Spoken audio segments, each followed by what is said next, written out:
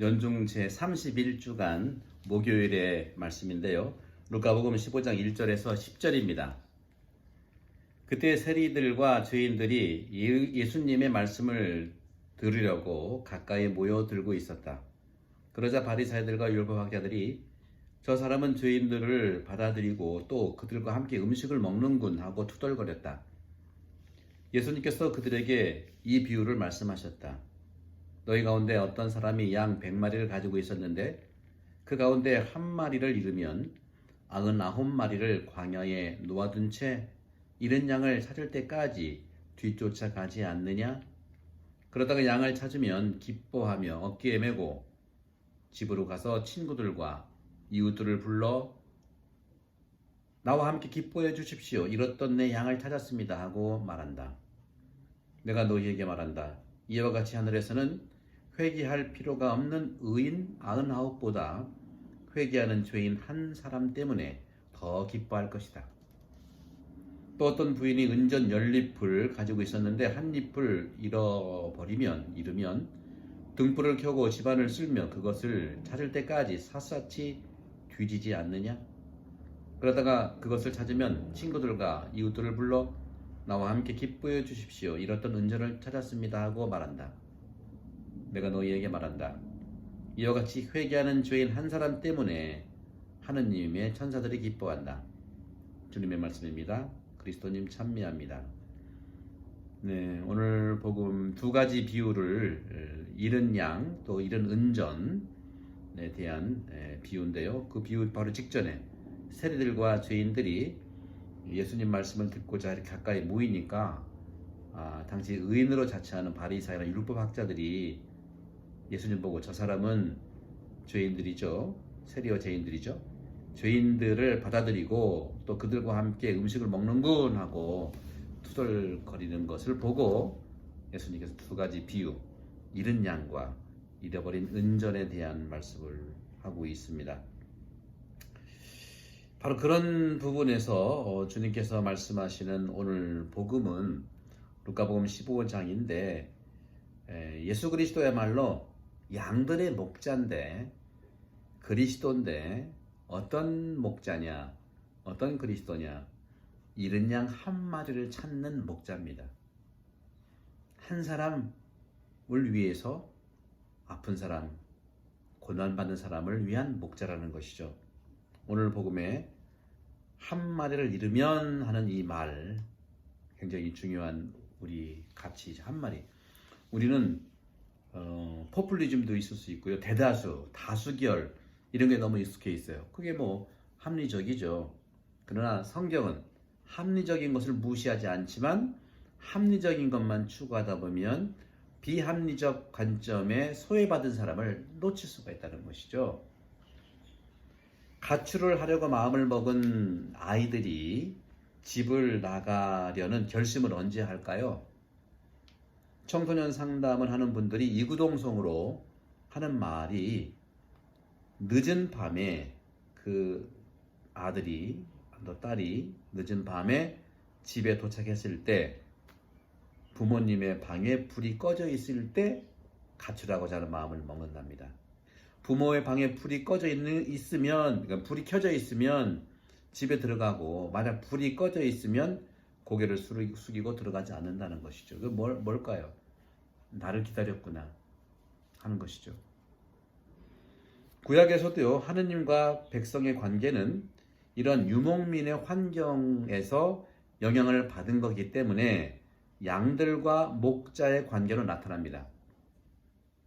저도 몽골에서 이렇게 우리 시부님들 선교시 체험을 자주 20년 동안 갔는데 몽골은요 양들이 많죠. 그 양은 항상 염소랑 같이 키워요.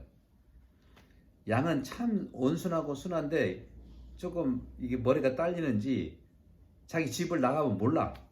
그래서 꼭 염소를 중간중간 놔야 염소는 영악하거든요. 자기 집을 꼭 알기 때문에 염소 가는 걸 따라서 오기도 하고 그리고 이제 목자가 풀을 다 먹인 다음에 이제 집으로 데려오지요. 이스라엘 백성은 이렇게 긴 시간 동안 목동들의 백성으로 살아왔습니다. 양들은 목자를 잘 만나야 됩니다. 목자의 권위가 그래서 양들에게서 드러나는데 그 권위란 무엇일까요? 목자의 권위란 양을 위해서 많은 정보를 가지고 있어서 양들이 원하는 그런 그 풀에서 양떼를 먹이고 뉘어쓰기 하고 부러진 양이 있다면 싸매주고 아픈 양이 있다면 원기를 북돋아 주는 것이죠. 또한 양들이 예쁘지만 그 양을 잃을 때 고통을 당하기도 합니다. 구약에서 이렇게 하나님께서는 유일한 백성의 인도자로서 히브리인들에게 길을 잃지 않게 될 것을 여러 번 반복해서 주님은 말씀하십니다. 하나님께서 말씀하세요. 신약에서도요, 예수 그리스도께서는 더욱더 양과 목자와의 관계를 깊이 있게 심화를 했습니다. 비록 잃어버린 양일지라도 새로운 당신 백성으로 인도되기를 원한 겁니다. 다시 말하면 양들은 착한 목자이신 그리스도께 돌아가는 것을 두려워하지 말아야 된다는 것이죠. 오늘의 세상에서도요, 이 복음이 가르치는 메시지는 어떠한 일이 있더라도 목자인 주님께 돌아오는 것을 두려워하지 말라는 겁니다. 여러분들, 성당 오는 걸 두려워하지 마세요. 10년 냉담했습니다. 20년 됐습니다. 괜찮아요. 늘 기다리고 있어요. 그런 점에서도 어느 누구도 돌이킬 수 없는 일을 저질렀다 하더라도 결코 그를 잃어버리지 않겠다는 그 마음이 바로 목자의 마음입니다. 또 목자는 착한 목자예요. 착한 목자는 뭘까요? 요한복음 10장에 나와 있죠. 이 요한복음에서 예수님께서는 아버지께 양떼를 인도하는 목자예요. 저도 우리 교우들을 아버지께 인도하는 목자죠. 그래서 매일 말씀 10분 강론도 하고요. 좋은 풀이 있는 곳에서 좋은 양식, 영적인 열매를, 영적인 풀을 또 영적으로 쉴 수 있도록 이렇게 안내하는 것이 지금 코로나 팬데믹 이 시기에 하고 있는 유튜브도 되고요. 미사도 되고요. 이제는 레스토렉션이 풀려 정말 많은 분들이 나올 수 있기를 기대하고 있는 것이죠. 양떼를 아버지께 인도하는 목자, 백성의 유일한 참 목자로 소개하는 것이 요한복음 10장입니다. 에제키엘 34장은요. 이스라엘의 목자, 좋은 목자, 심판자로서의 목자, 미래의 왕국에 대해서 말하고 있는 목자입니다. 사복음서에서 이 모든 것의 영 안에서 같이 선언하고 있는 겁니다. 그리스도께서는 목동들의 마국간에서 태어나셔서 출신성부터 목동이에요. 따라서 목동들이 세상에 오신 첫 증인들이었습니다. 예수님이 마국간에서 태어났을 때 목동들이 바로 증인이었죠. 예수님께서 백성을 향해 자비의 설교자로서 활동을 시작하셨고 마태복음 9장 36절에 보게 되면 그들은 목자 없는 양들이기 때문이라는 말씀을 하십니다. 예수님의 제자들은요, 어린 양들로서 교회의 이미지인데 늑대로부터 그의 양들을 보호해야 하는 것을 알고 계십니다. 마태복음 10장 16절. 세기말 종말에 양과 염소로 갈라질 것이라고 하는 마태복음 25장 3절. 한편 예수 그리스도께서 양과 목자의 이중적 모습을 드러내고 있다는 거죠. 요한복음사가는요, 세례자 요한의 고백을 통해서 예수님은 세상의 죄를 없애시는 어린 양이시지만 그 어린 양이 바로 목자가 될 거라는 거죠. 묵시록 7장 17절. 따라서 예수님은 목자이면서 동시에 어린 양이에요. 교회 안에서 목자의 기능은 무엇일까요? 저도 여러분의 목자이고 또 가정에서는 부모님들이 여러분 양들의 목자이죠. 또 우리 복음에서는 저 목자와 함께 같은 목자 협력자들이 있죠. 구역장 반장님들, 사목위원들. 예수님 안에서 착한 목자로서 교회의 기능은 무엇이냐? 잃은 양을 찾아가는 겁니다. 그래서 저는 이 시기에 병자, 아픈 분들, 냉담하신 분들 언제든지 부르면 달려갑니다. 제가 초대도 하지만 그분들께서 불러주시면 제가 어느 곳이든지 가요. 운동하는 테니스장도 갈 수 있고 병원도 당연히 갈 수 있고요. 술은 못 먹습니다만 술집도 갈 수 있고요. 음식점도 당연히 갈 수 있고요. 그렇습니다. 필드 어느 곳이든지 갈 수 있습니다. 이른 양들이라고 할 수 있는 곳이 있다면 저는 언제든지 어디든지 첫 번째 자리로 갑니다. 교회가 바로 그래야 되는 것이죠. 그것이 바로 우리 사모교원들도 나랑 함께 그러한 이른 양을 향해 가는 것이 사모교원들의 역할이라고 말씀드리고 싶어요.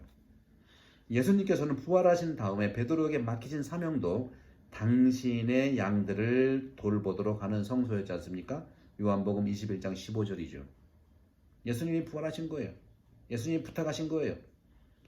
사도행전 20장 28절을 보십시다. 여러분 자신과 모든 양떼를 보살피십시오.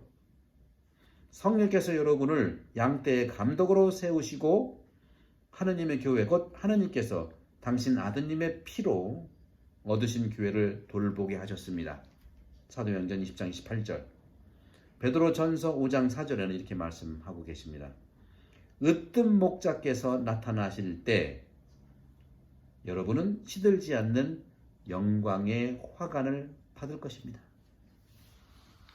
사랑하는 형제자매 여러분, 오늘 복음에서 예수님께서는 죄인과 세리들과 함께 가까이 하는 것을 보고 바리새인들과 율법학자들이 손가락질을 합니다.